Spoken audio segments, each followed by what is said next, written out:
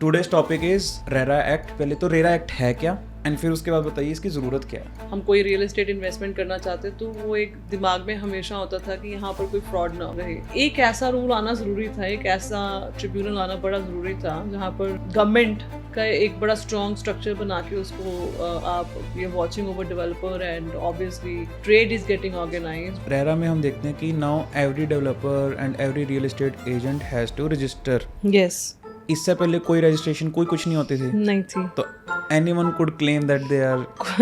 आई always say कोई भी पप्पू बब्बू। अभी भी ये तो होता ही होगा कि जो छोटे लेवल पे या ये बोल लो जो एंट्री लेवल में जो लोग आ रहे हैं अभी भी रियल एस्टेट में, देयर इज़ अ पॉसिबिलिटी कि शायद वो रेरा रजिस्टर्ड ना हो।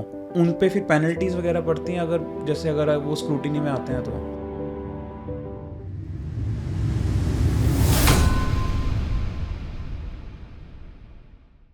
Hello everyone, welcome to pro realtors podcast.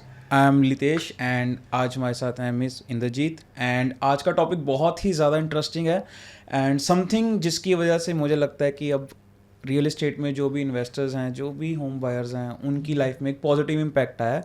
And today's topic is RERA act which was passed on like 2016 I believe. 2016 was Okay. introduced. तो पहले तो बात करते हैं, बहुत ही इंटरेस्टिंग टॉपिक है and something which everyone should know.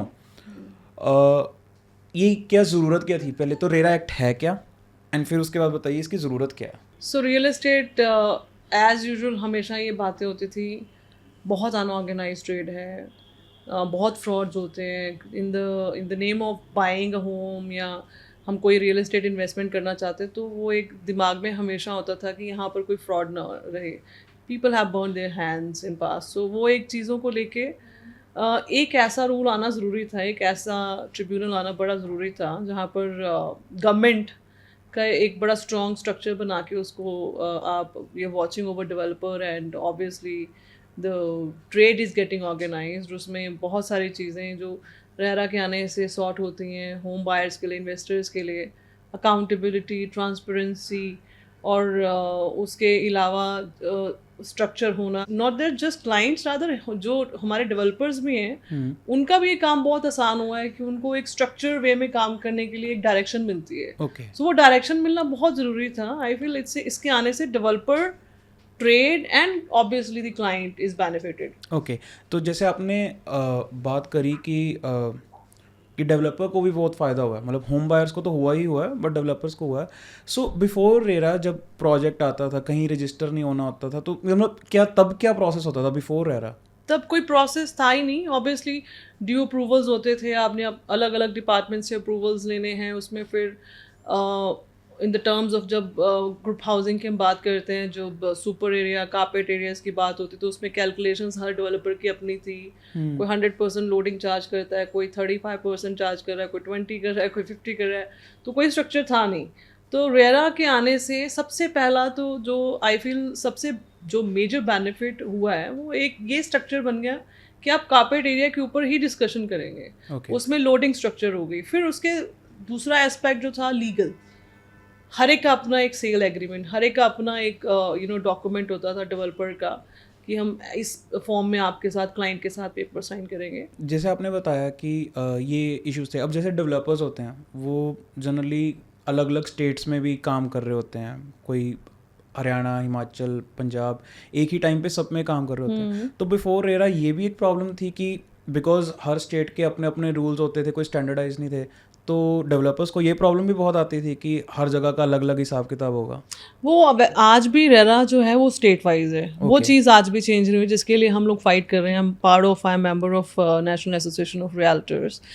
तो इस बॉडी ने, रादर हमारी ऑर्गेनाइजेशन ने, एसोसिएशन ने बहुत मेजर काम करा रेरा लाने में।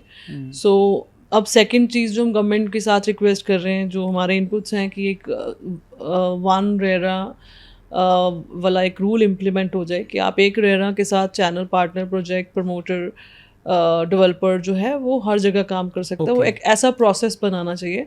बट स्टिल जो आप वो बात करें वो आज भी सेम ही है कि अगर आप पंजाब में काम कर रहे हो तो आपको पंजाब का रह रहा है, तो अगर आपने दिल्ली जाए काम करना है आपको दिल्ली में अलग से रह रहा, यूपी में अलग से रह रहा लेना पड़ेगा। सो वो चीज़ें आज भी सेम ही है। डू यू थिंक कि जैसे कुछ स्पेशल स्टेट्स हैं उनके लिए आप फिर भी कह सकते हो कि उनके लिए आप यूनिक रख सकते हो, जैसे फॉर एग्जांपल हिमाचल है, या जो थोड़े आप कह सकते हो कि एनवायरमेंटल सेंसिटिव जोन्स हैं, उनके लिए आप फिर भी कुछ प्रोविजंस रख सकते हो। अदरवाइज वैसे इन जेनरिक एक ही वन रेरा होना चाहिए फॉर ऑल द कंट्री।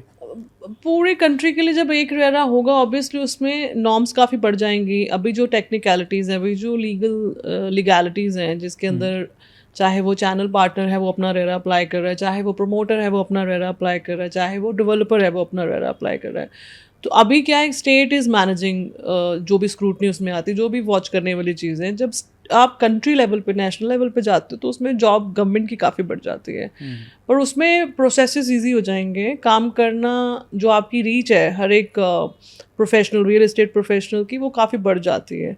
तो वो एक इन टर्म्स ऑफ, अगर आप स्पेसिफिकली हम बात करें, जैसे हिमाचल है, हिमाचल लेजर होम्स के लिए एक अच्छे एनवायरनमेंट के लिए people buy properties there, more than investment, more than growth in money, वो प्रॉपर्टीज बाय की जाती है like a second home, leisure homes. But Himachal का एक अपना सेट ऑफ रूल्स है अंडर रेरा, तो उसको सो फार अभी ऐसा ही चल रहा है। Got it. इसमें रेरा में हम देखते हैं कि now every developer and every real estate agent has to register. Yes. इससे पहले कोई रजिस्ट्रेशन कोई कुछ नहीं होती थी, नहीं थी। तो anyone could claim that they are I always say कोई भी Pappu Babbu could enter the trade, and चाहे वो डेवलपर बन जाए, चाहे वो चैनल पार्टनर बन जाए, चाहे वो प्रमोटर बन जाए। सो वो चीज़ें उसको एक ऑब्वियसली स्ट्रक्चर करना बहुत ज़रूरी था। रादर आगे मुझे लगता है, जैसे मैं अमेरिका काम करके आई हूँ, तो वहाँ लाइसेंस लेने के लिए आपको स्टडी करनी पड़ती है, पूरे लीगैलिटीज़ क्या हैं, ट्रेड की टेक्निकलिटीज़ क्या हैं। तो वो आप उतनी पूरी नॉलेज गेन करके एक एग्ज़ाम देते हैं, उसके बाद आपको लाइसेंस मिलता है, चाहे आप रियल्टर हो, चाहे आप प्रमोटर हो। सो वो सेम चीज़ें आई फील इंडिया में भी आने वाली हैं। सो दैट एक उसमें there has to be a criteria, set criteria, कि अगर आप, if you choose to work in real estate, तो आपको basic knowledge about the trade should be there. तो अभी क्या होता है कि हर एक बंदा आ जाता है और वो आके काम करके सीखते हैं। तो आप एक बेसिक नॉलेज के साथ ट्रेड में एंटर करें, so that you can provide a better service. Exactly right. Exactly, मतलब बहुत ज़्यादा वैसे एस्टॉनिशिंग बात है कि आप कोई भी फील्ड्स ले लें इंडिया में, उसमें अगर आपको जाना है तो उसकी there is formal education. Yes. But when it comes to real estate, जो कि वैसे देखा जाए तो रियल एस्टेट जीडीपी वाइज बहुत बड़ी है, performing industry, one of the top, मतलब वर्ल्ड में भी अगर आप सबसे बड़ा एसेट क्लास देखेंगे तो that is real estate 100%। And इस इंडस्ट्री में आने के लिए there is no formal education, nothing like that. Yeah that's a very strange fact. Yes. So and कहीं ना कहीं हर पर्सन जो लाइफ में आ रहा है, जो भी बर्थ ले रहा है इस दुनिया में, उसका रियल एस्टेट के साथ कनेक्शन है ही है। एंड ये सोचने वाली बात है, but you raised a very good point कि जैसे अमेरिका में हो रहा है कि that needs to be implemented. Yes. जब आपने जैसे बताया कि पहले नहीं होती थी बट अब रजिस्ट्रेशन होती है, तो ये प्रोसेस क्या रहता है रजिस्ट्रेशन का? आपको ऑब्वियसली आपकी बैकग्राउंड, चाहे आप किसी भी फॉर्म में रजिस्टर करा रहे हैं अपने आप को, आपकी बैकग्राउंड, आपकी ऑफिस एड्रेसेस, आपकी हर चीज़ को गवर्नमेंट अपने रिकॉर्ड में रखती है, so that in case in future कोई ऐसी चीज़ आती है जो आपकी इन्वॉल्वमेंट, आपकी होने की, आपकी प्रेजेंस की, जहाँ पर आपको आंसर करने की ज़रूरत है, कोई ऐसी चीज़ हो जाती है, फ्रॉड हो जाता है, कोई ऐसी आउट ऑफ वे जाके चीज़ें होती है, तो उसमें आप रीचेबल हो, government can reach you out and they can trace you. तो वो सारी इन्फॉर्मेशन, आपका एजुकेशन डॉक्यूमेंट्स, वो सारी चीज़ें मांगी जाती हैं। वैसे इस इंडस्ट्री में किस किस को जो भी रियल एस्टेट में आ रहा है, किन किन लोगों को रजिस्टर करना होता है? 3 पार्ट्स हैं जो मेजरली इन्वॉल्व हैं। One is the builder, 2 is the promoter, and 3 is the channel partner, the property dealers, brokers, आप जिस भी तरह से कंसल्टेंट्स उसको बोलें। तो हर एक कैटेगरी को अपना रेरा अप्लाई करना पड़ता है, and before you do any transaction आपके पास रेरा होना मैंडेटरी है। ओके, सो अब जैसे अभी भी ये तो होता ही होगा कि जो छोटे लेवल पे, या ये बोल लो जो एंट्री लेवल में जो लोग आ रहे हैं अभी भी रियल एस्टेट में, देयर इज़ अ पॉसिबिलिटी कि शायद वो रेरा रजिस्टर्ड ना हो। तो उन पे फिर पेनल्टीज वगैरह पड़ती हैं अगर वो स्क्रूटिनी में आते हैं तो? सो फार अभी बहुत सारे ऐसे लोग हैं जो सिस्टम में अभी रेरा के प्रोसेसेस में इन्वॉल्व नहीं हैं, जिनके पास अभी लाइसेंसेस नहीं है रेरा के। उसमें उस केस में क्लाइंट की, जो आप उनसे सर्विस लेने जा रहे हो, क्लाइंट की रिस्पॉन्सिबिलिटी बढ़ जाती है कि आपने ये चेक करना है, वेरीफाई करना है जिस चैनल से आप सर्विस ले रहे हो, जिस बिल्डर के साथ आप काम कर रहे हो। तो बना ही इसलिए है, बेसिकली ये बना क्लाइंट की साइड के लिए है मेजरली। तो उसमें आपने क्रॉस चेक करना है कि आप जिनके साथ काम करने जा रहे हैं इनके पास रजिस्ट्रेशन है। सो ये आइडिया था। Got it. So sort of आप ये कह सकते हो कि क्लाइंट्स के लिए the easiest way to find out कि वेदर दे आर जेन्युइन और नॉट, यस, एटलीस्ट ताकि उन पे आप कंप्लेन करो तो एक्शन लिया जा सके from government side. True that. आप देखिए ना, अब आज मार्केट, कोई भी प्रोजेक्ट मार्केट हो रहा है, कोई भी ब्रोकर अपने बारे में बोर्ड भी लगा रहा है, साइनेजेस भी लगा रहा है। सो इट इज़ वेरी मैंडेटरी आपका रेरा नंबर वहाँ पर मेंशन होना चाहिए। So that is your identity. वो आप रेरा की वेबसाइट पे भी जाके क्लाइंट उसको क्रॉस चेक कर सकता है कि ये वेरीफाइड करने की अगर आप ज़रूरत पड़े तो आप वो वेरीफाई कर सकते हैं, ये प्रोजेक्ट रेरा में रजिस्टर्ड है, ये चैनल पार्टनर रेरा पे रजिस्टर्ड है। सो ये सारे प्रोसेसेस बहुत ईजी हो गए। Got it. रेरा एक्ट आने से पहले भी you have been into this industry for good 15 years, and उसके बाद आई गेस 8 साल हो चुके हैं।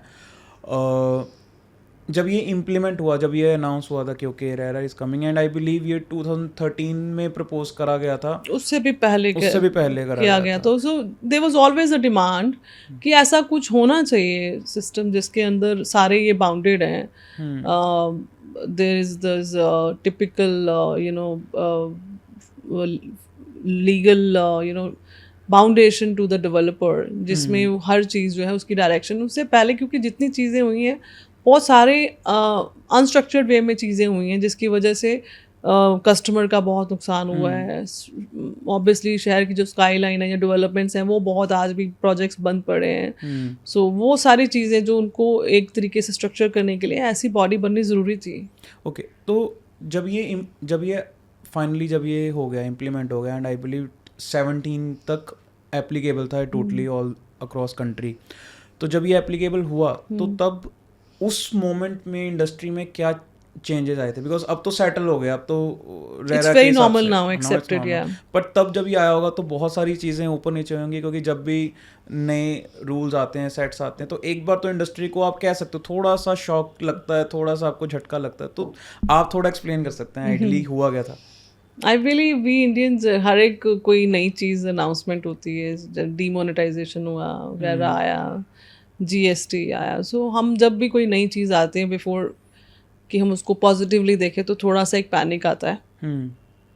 so, उसके एस्पेक्ट्स को समझने में टाइम लगता है लोगों को, उसके इम्पैक्ट क्या रहेंगे आपकी ओवरऑल लाइफ के ऊपर, इकोनॉमी के ऊपर, आपकी कमिंग जनरेशन्स के ऊपर, उसको एक्सेप्ट करने में, अंडरस्टैंड करने में टेक्स टाइम।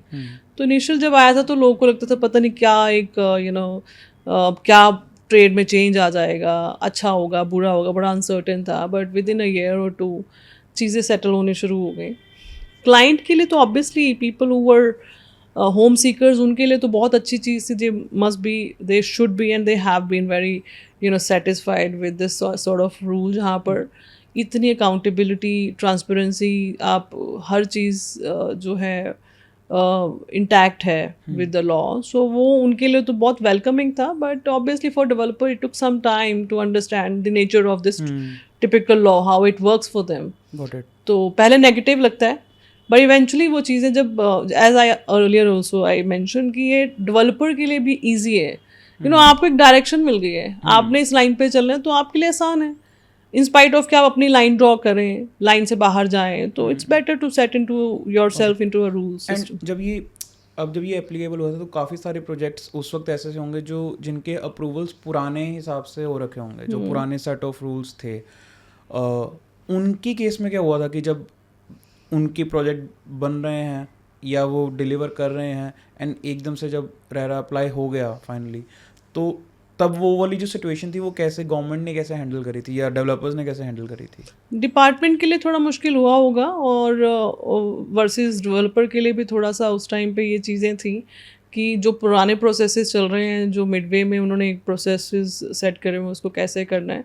गवर्नमेंट ने काफ़ी कोऑर्डिनेट करा था उस चीज़ में, वो बड़ा पॉजिटिवली उसको पुराने के हिसाब से नए में स्ट्रक्चर करने के लिए there was a typical set of people by government officials थे जो उनको हेल्प करी गई उस चीज़ को लेके। Got it, got. जब हम बात करते हैं कि फ्रॉड्स वगैरह, पहले हम बोलते हैं कि पहले तो बहुत ज़्यादा होते थे, क्या आपने भी एक्चुअल में देखा है कि क्लाइंट्स के साथ फ्रॉड्स सिग्निफिकेंटली कम हुए आफ्टर एरा?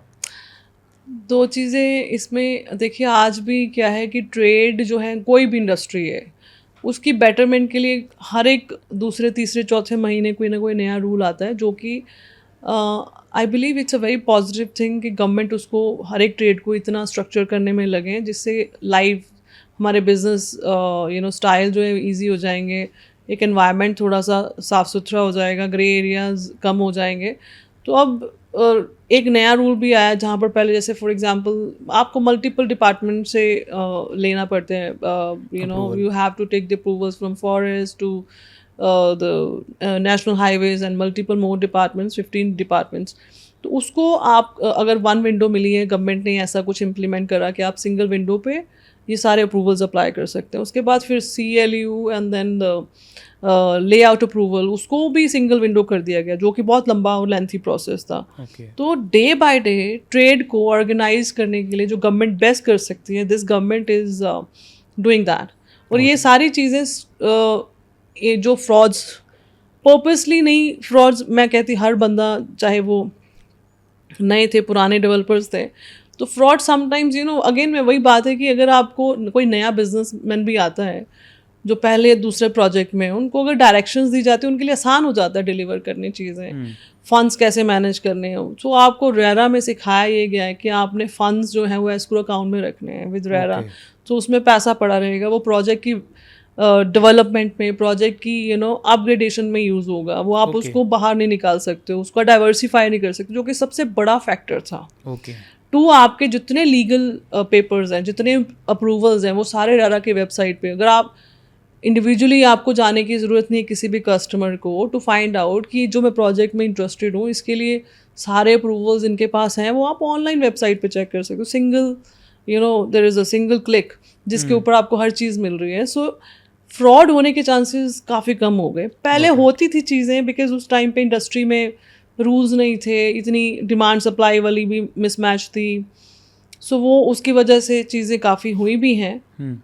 अभी जैसे बिकॉज रेरा में ये सब मेंशन्ड होता है before any project is started कि ये कितना टाइम में डिलीवर होना चाहिए, एंड जब ये डिलीवर कोई अगर आज के टाइम में नहीं कर पाता तो क्या रिस्ट्रिक्शंस लगाई जाती हैं डेवलपर्स पे, या क्या उन पे कुछ पेनल्टीज लगाई जाती हैं?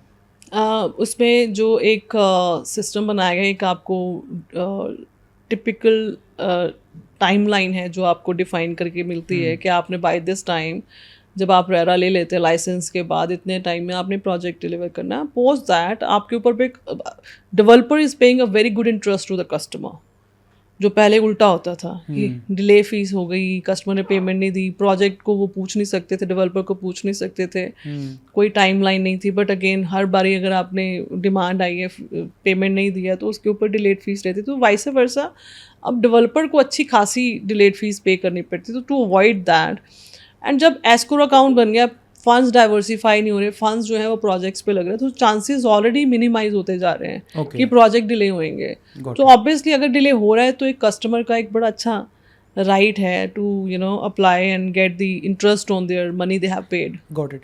एंड अगर हम केस बोलें कि लेट डिलीवरी की बजाय अगर वो अबेंडन हो जाए प्रोजेक्ट या इनकम्प्लीट ही रह जाए फ्रॉम डेवलपर साइड, उस केस में फिर क्या होता है?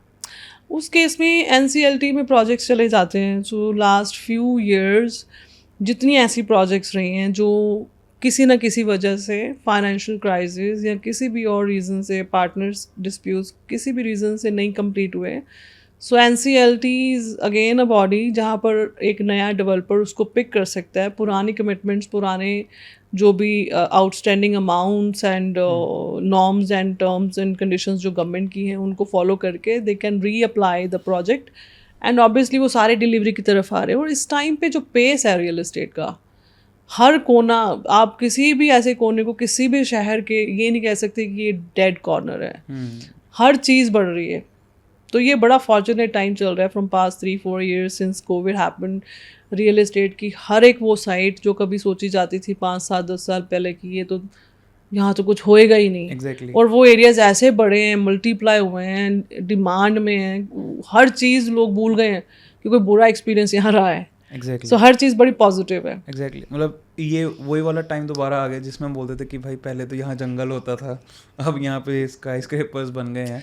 आई थिंक दोबारा ये नहीं आया है। ये वाला जो पीरियड है ना, आई बिलीव ये पहले हमने एक्सपीरियंस ही नहीं करा है। पहले हमने बहुत एक्सट्रीम पीक्स देखे, एक्सट्रीम लोज देखे। वो एक अगेन वही थी, अनऑर्गेनाइज चीज़ें थी। अभी की जो डिमांड सप्लाई है, आज का जो पॉपुलेशन साइज़ है, आज की जो स्पेंडिंग कैपेसिटी है, आज की जो लाइफस्टाइल डिमांड्स हैं, वो पहले थी नहीं।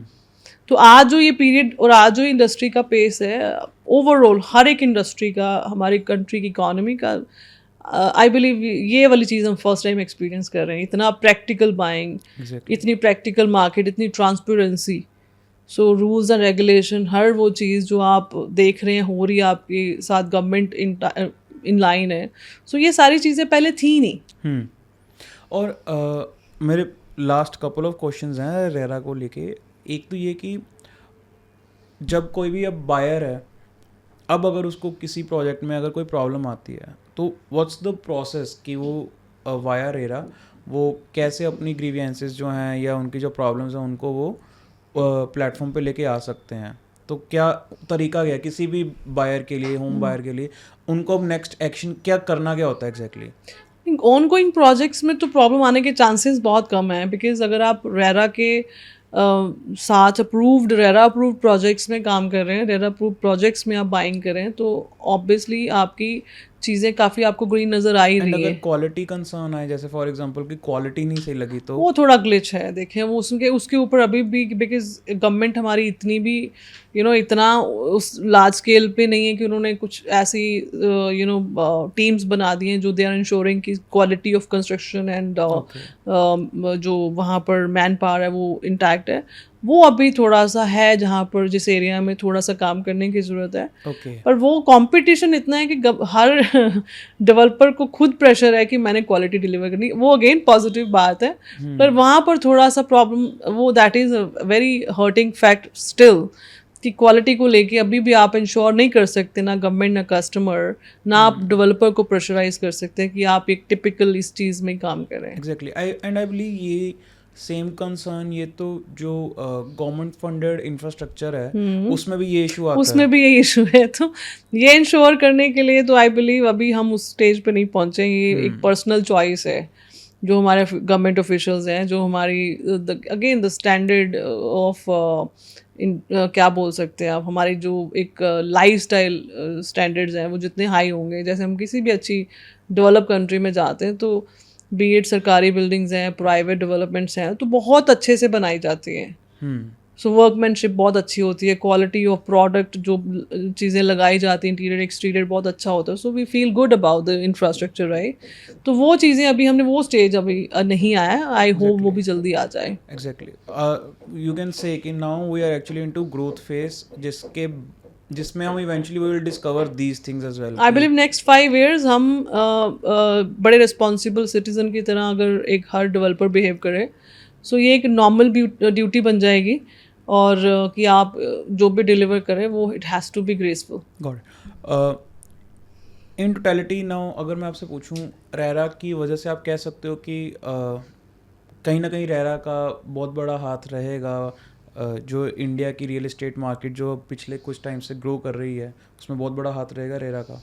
रेरा का हाथ रहा भी है, और इन फ्यूचर वो चीज़ें बढ़ने ही वाली हैं। As I mention to you, अब ट्रेड में कैसे लोग काम करेंगे, चाहे वो प्रॉपर्टी डीलर है, चाहे वो प्रमोटर है, तो उनकी क्वालिटी इंश्योर करना, उनकी एजुकेशन लेवल इंश्योर करना, उनकी जो उनका काम का आउटपुट है वो इंश्योर करना, गवर्नमेंट बैठी है। सो उससे पिछले 5-7 साल में वी हैव सीन कि चीज़ें ऑर्गेनाइज हो रही है और उसमें ग्रोथ भी आ रही है, और जो customer behaviour towards real estate is changing. पहले तो ये बोला ही जाता था कि हर प्रॉपर्टी डीलर चोर है, हर डेवलपर चोर है, तो आज वो चीज़ नहीं है कस्टमर के दिमाग में. So it is seen as a normal trade any other. जैसे एक फैक्ट्री में कोई चीज़ प्रोड्यूस हो रही है, सेम वेज हमें क्वालिटी इंश्योर करनी है, हमें उसका प्रोसेस इंश्योर करना है. So we working on that line. Great. आपको अगर इस एक्ट में कुछ चेंजेस या कुछ चीज़ें अगर आपको प्रपोज करनी हो जो आपको लगता है कि अभी भी इन पे अगर काम कर लें, because you are on the other side of the table, तो यू कुड सी कि कुछ इसमें अभी भी हैं जो इमीडिएटली फिक्स भी किए जा सकते हैं. What will be those changes in this act?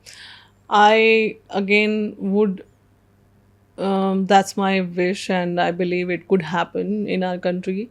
Again, जो भी बंदा काम करना चाह रहा है इस ट्रेड में, उसकी एक बेसिक नॉलेज यूनिवर्सिटीज़ में अभी स्टार्ट हो गए. रियल एस्टेट एजुकेशन को लेके courses, short term long term courses शुरू हो गए. ऐसी एजुकेशन अबाउट द ट्रेड होना बड़ा ज़रूरी है. एक टेस्ट होना चाहिए. ऐसा नहीं कि कोई भी फ्री बैठा है तो वो रियल एस्टेट करना शुरू कर दे, बिकॉज उसमें फिर क्वालिटी जो आती है सर्विस की वहाँ पर हैम्पर होती है. और वो ट्रेड को आई फील एक अब्यूज़ की तरह देखा जाता है कि यहाँ पर फ्रॉड्स होते हैं, यहाँ पर ऐसी टेक्निकल चीज़ों से लूटा जाता है. तो ये गवर्नमेंट को एक मेरी विश है. बाकी let's see if it gets implemented. हम इस पॉडकास्ट के थ्रू भी यही काम कर रहे हैं.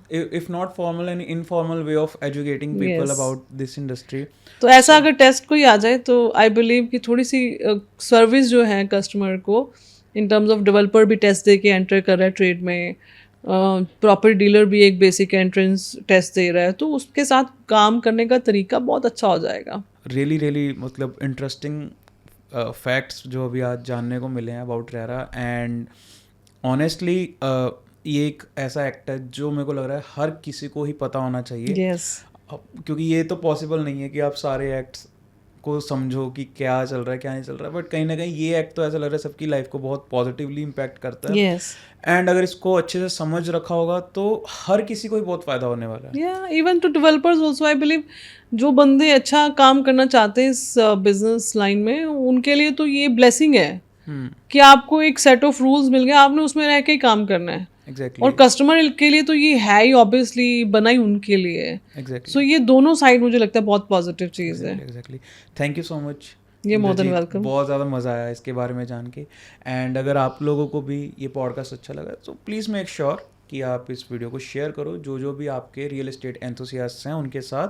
And don't forget to subscribe this channel if you want to hear more facts about real estate. And जैसे हमने बात करी कि this is a very unorganised market when it comes to education as well. So we will try कि at least हम अपना part जो है वो पूरी अच्छी तरह से निभाएं. And will keep on coming with such podcast every week. So make sure you subscribe this channel. Thank you so much.